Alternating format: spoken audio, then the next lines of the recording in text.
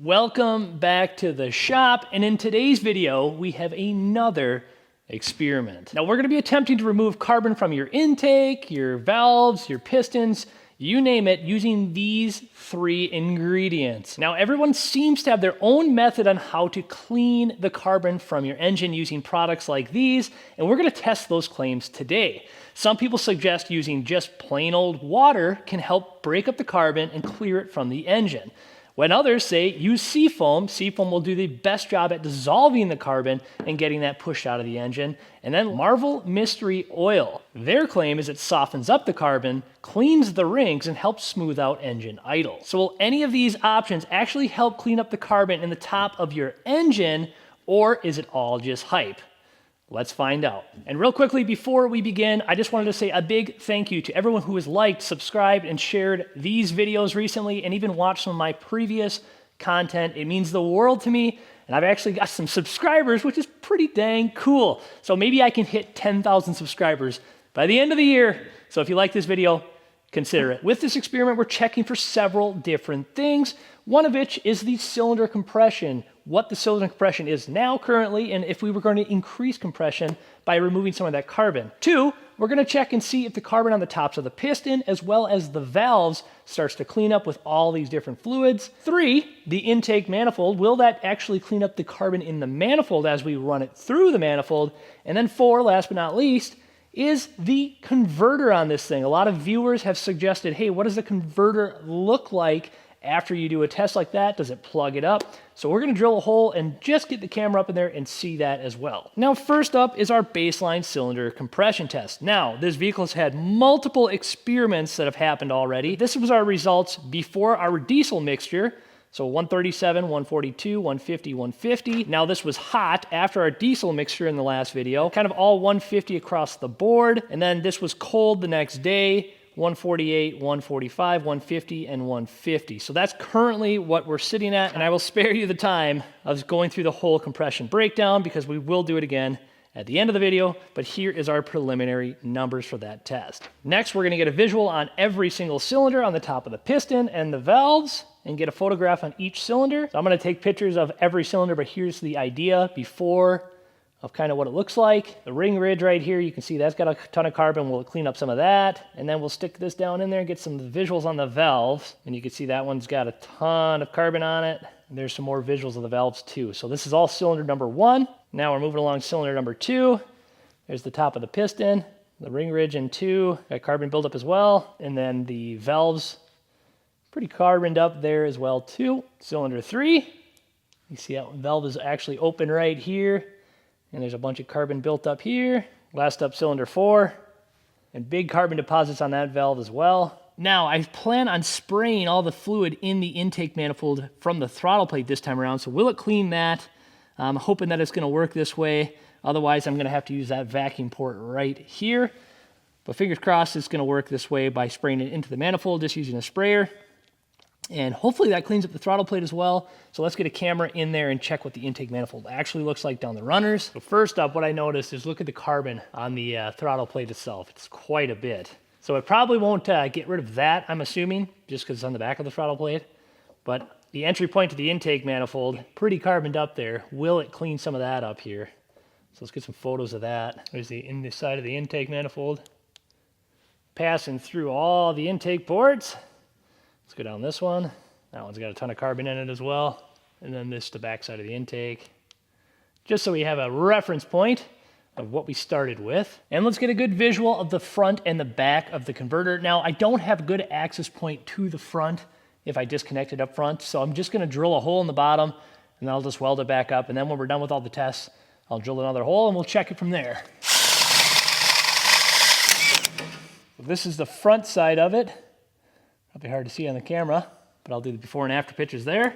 And then there's what the back side of the converter looks like. I'll just put the camera up in there like this. Now I will note this does look like an aftermarket converter. So I don't know what the quality of the inside is gonna be like compared to OEM. Now I was thinking about welding this hole back up. What I'm actually gonna do is I got some header wrap right here. I'm gonna wrap it around, then I'm just gonna hose clamp it down because we're just gonna have to take it back off anyways. So, all right. Let's get this thing back down and start the test.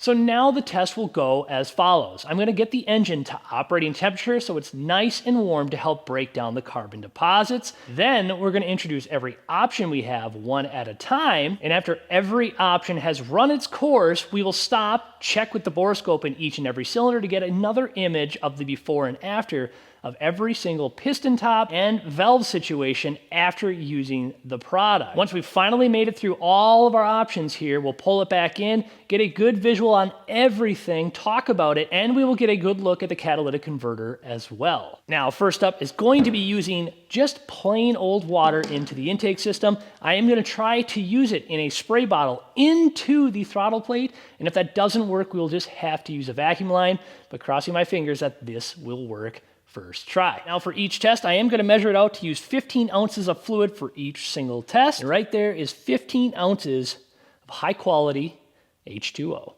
right, as you can see, we are at operating temperature. The thing is nice and warm now. So let's begin our first test using the water. So all I'm doing here is opening up the throttle plate just slightly to allow the water vapor to get misted in there from the spray bottle and allow that to start breaking up inside the engine.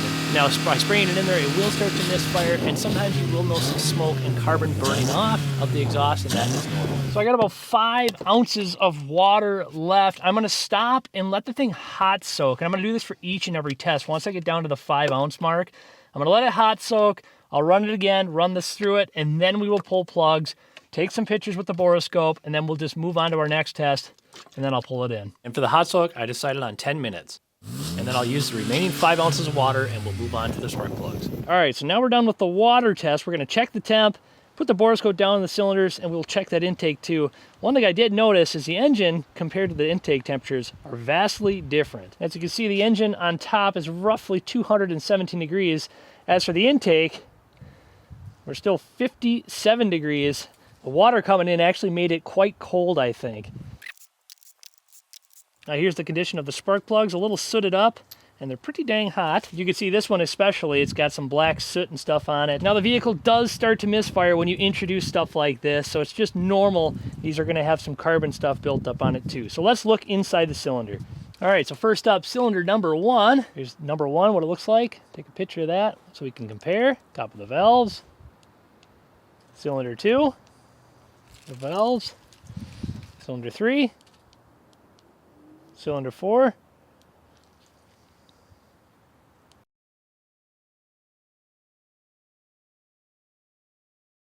There's the intake coming off with the water here.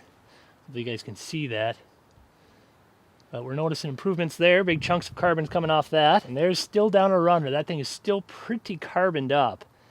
So I don't really see much improvement there, but some chunks early on are starting to come apart, it looks like. So the water might actually be working. However, this has just got a lot of carbon on it. All right, so the water is done. We're moving on to the Seafoam. Now, I didn't really see a whole lot of improvement from the water. I mean, I think there's some big carbon pieces from the intake that looked like it came apart. That's kind of hard to tell. We'll see from the pictures when I compare them before and after. So now moving on to the Seafoam.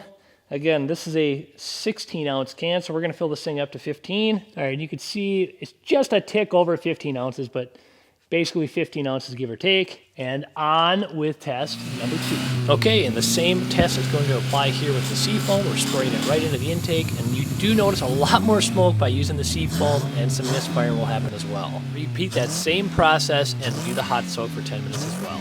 All right, and now we're done putting the Seafoam through it and letting the hot soak. As you can see, that one gets a little bit smoky. You can tell this thing is cleaning really good right away, even the throttle plate. I'll show you guys that. The throttle plate's actually super clean now. So let's get the plugs out and see if that made a big impact here. So now you can see the spark plugs here. They are pretty sooted up. After that test, it does a lot of misfiring and stuff like that too. So if you are doing something like this, Seafoam does a pretty good job in my opinion. Make sure you're replacing the plugs too, because it's probably gonna follow them out. First up, cylinder number 1. Oh yeah, look at that. Now that's what we're talking about. Seafoam is cleaning that right up. There's a good look at the top of the valve. Cylinder 2. Still some pretty big deposits on the intake valve here. Cylinder 3. That ring ridge on the top of the head right here is starting to clean up good in cylinder 3. Cylinder 4. Look at the carbon coming off that. You can actually see the numbers on the valve once again. Seafoam has actually taken all those chunks of carbon off. And look how clean that cylinder is. I have half a notion by spraying this in the throttle plate, a majority it's going down the first runner, which would be cylinder number 4. That's why cylinder 4 is actually looking the cleanest here. But look at Seafoam. Seafoam is just really doing a good job on that. Look at that. Look at that ring ridge. I mean, there's no carbon on it anymore from the Seafoam.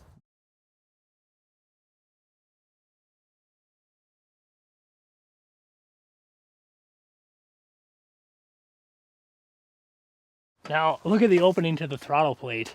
It's getting to be nice and clean. Hopefully you guys can see that. Now I got the throttle plate open, look at that. A huge chunk of carbon fell off that throttle plate.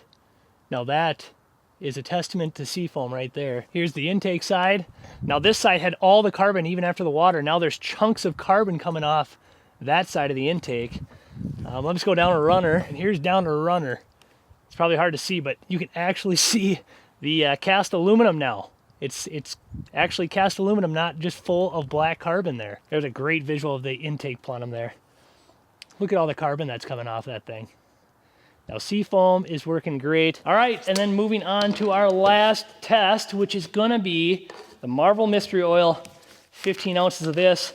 Now that Seafoam really did have an impact. I noticed a huge impact over just plain water. Their solution has been kind of tried and true. I think a lot of people have tested it, and it does work really well. Usually the Mystery Oil and Seafoam are the head-to-head guys. People like to go either way on it, so that's really probably what we're trying to compare here. And we have 15 ounces of it ready to go. So let's get this last test done and get this car back in and see what the results are. Okay, you probably get the drill by now. We're gonna do the same procedure that we did with the water and the Seafoam, and this smoked quite a bit, just like the Seafoam. Now let's remove everything once more and get on to our results. All right, here's the spark plugs once again. This one was actually cylinder number 4, and look at all the soot that builds up on this thing. Now this one I think is getting the most fluid out of everything because it's going right down that runner when we spray it in. Before we stick our camera down in there, let's get our compression numbers on each and every cylinder quick. 150, also 150, 152-ish, and 150. And look at piston number 1. Man, she is getting very clean. That's looking really dang good, how clean that thing is. Look at that ring ridge is looking pretty dang good too. There's a little specks on here and there, but nowhere near it was before. Even look at the top of the cylinder head. You can actually see the cylinder head is aluminum again. That's pretty cool. Again, on this valve too, you can now start to see the lettering on the valve, the numbers. Cylinder 2 is showing improvements now. The valve's still got a bunch of carbon and stuff built on it, but some chunks are actually starting to fall off of it. Cylinder 3, again right here, look at how clean the cylinder head got there. Big chunks of carbon coming off the valve. Cylinder number 4, and look at that ring ridge. Cylinder number 4 ring ridge is just very impressive to me. Super, super clean.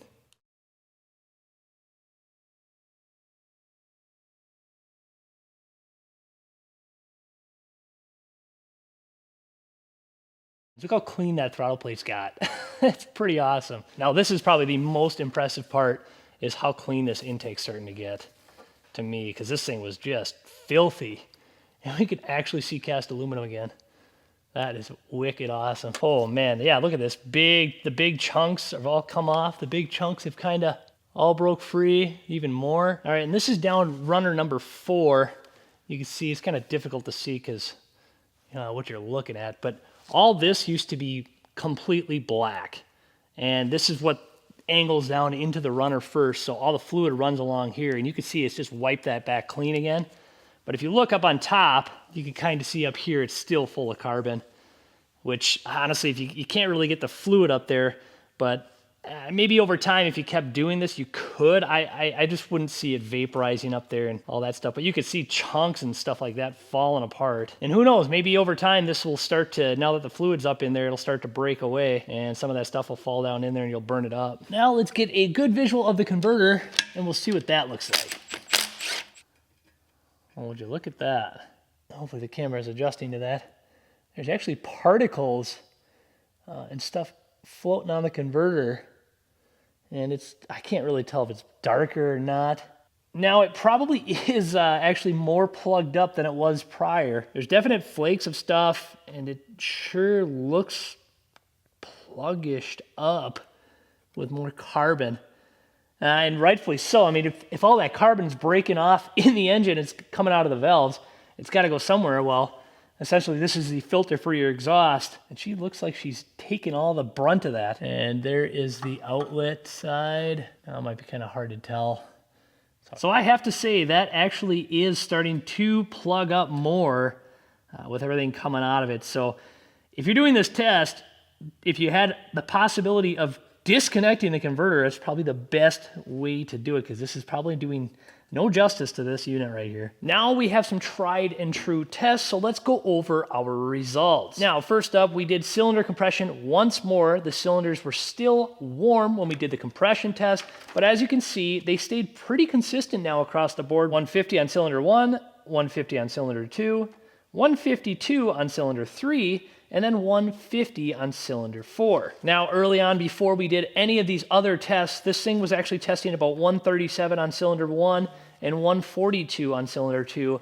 However, those did change with the old diesel numbers, so it's hard to write off if this has actually done anything this time around for restoring cylinder compression. Now, in terms of quality, I'll call it, of options that we used, water was the least effective of all of the things we tested today. Now, I know this was a trick of the trade back in the day, and it probably still is in a small dose form. However, the solvents that are in these two products right here really change the cake when it comes to just using water. Now, it's difficult to compare these two products neck and neck on the same engine because obviously this one started doing its magic before this one. So did we see a result from the Seafoam? Absolutely. This thing started taking carbon right off of the intake manifold itself and through the tops of the piston. And we started actually seeing the numbers on the intake valves after we used this product. So that was a good thing. And Seafoam has been around for ages, and this thing has always been working pretty dang good. Now, once we introduced the Marvel Mystery Oil, this also had a good effect on breaking up the carbon in the intake manifold,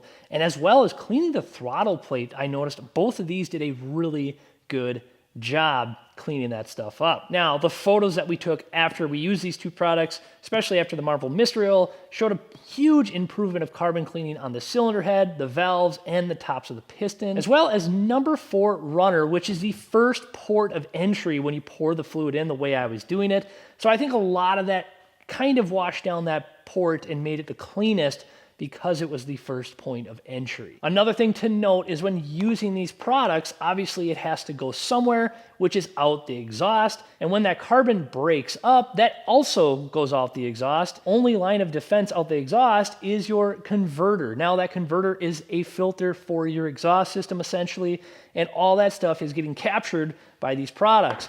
And we also noted that in the boroscope of the converter on the front of that, the before and after should show a pretty detailed picture here where there's contaminants on the front of that converter now, and it's a lot more sooted up. Now that is a good thing that we did this test so you could actually see that, because this stuff could actually start to plug up your converter. So use it sparingly if you do have to do a test like this. Obviously this vehicle has a ton of miles on it, and obviously it has a bunch of carbon on it. But when using these products, that stuff can occur. Now, although these are great solutions to cleaning the carbon up in your engine, just beware if you are using this stuff, how you're getting it into your engine. Because if you put too much of this stuff in too quickly, you could potentially hydrolock your engine and do harm to it. And then the last key takeaway, if you do try to do this on your own, spark plugs are probably also a #1 thing to be replacing, because this stuff starts to soot up your spark plugs and they can get contaminated, and then you could have misfires from that as well. Now, if you've made it this far, the Camry is still alive after all these products and the diesel fuel and the ATF, you name it. So if you can think of something else to throw in the comments that we can throw at this thing, potentially to help clean it, or maybe to just try something whimsical to see if it will do damage to the engine. Who knows, right? Let's just see what happens. If you guys have something in the comments, shoot it down below and we will see if we can make a video on it. And once again, I cannot thank you all enough for liking, watching, subscribing, you name it, to the channel. It helps me build as a small creator, and I'm really enjoying doing some of this stuff. And hopefully I can make some more content that will make you guys intrigued and maybe learn something, or who knows, even a smile, right? So until next time, thank you for watching, and we will see you in the next video.